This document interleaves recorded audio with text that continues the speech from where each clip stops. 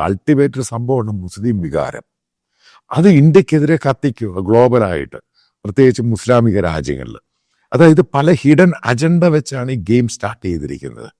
ഇവിടെയാണ് government of India ഉണർന്ന് പ്രവർത്തിക്കേണ്ടത്. ഇവിടെ ഈ ജയശങ്കർ പറയുന്ന മണ്ടത്തരമല്ല ഇവിടെ കേൾക്കേണ്ടത്. ഞങ്ങൾ അവരെ ചെയ്യും, ഞങ്ങൾ ഇവരെ ചെയ്യും, വെസ്റ്റ് അത് ചെയ്തു, ഈസ്റ്റ് അത് ചെയ്തു, ഞങ്ങൾ ചെയ്തു. ആ സമയത്തൊന്നും ഈ ജയശങ്കർ അമേരിക്കക്കെതിരെ ഒരു പോയിന്റ് പറഞ്ഞിട്ടില്ല. ശ്രദ്ധിച്ചു കാണും. കാരണം അയാൾക്ക് അമേരിക്കയെ പറ്റി പറയാൻ പറ്റും. കാരണം അയാളുടെ 2 മക്കൾ അമേരിക്ക ജോലി ചെയ്യും. ഇതൊക്കെ ഒത്തിരി ഫാക്ടേഴ്സ് ഉണ്ട്.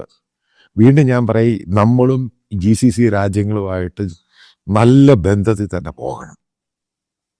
അല്ലെങ്കിൽ അത് ഇന്ത്യക്കാർ ഇന്ത്യൻ ജോലികളെ ബാധിക്കും.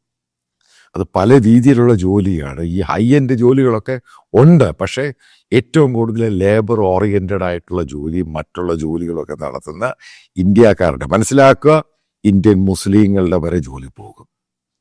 കാരണം അതിനകത്തൊന്നും ഇന്ത്യൻ മുസ്ലിം ഒന്നും സംഭവമൊന്നുമില്ല. പാകിസ്ഥാനി മുസ്ലിംസിനെ മാത്രമേ കേട്ടിട്ടുള്ളൂ. ഇതും കൂടെ മനസ്സിലാക്കിയിരിക്കുക. കാര്യങ്ങൾ അത്ര ശുഭകരമല്ല ഈ പോക്ക്. കാരണം ഇന്ത്യക്കാർക്ക് ജോലി നഷ്ടപ്പെടുന്നു. മറ്റുള്ള GCC രാജ്യങ്ങൾ ഇതേപോലെ ഫോളോ ചെയ്യാനുള്ള പോസിബിൾ ചാൻസ് ഉണ്ട്. ഇതൊന്നും ഇസ്രായേലിന് ത്രട്ടും കിട്ടുമൊന്നുമല്ല.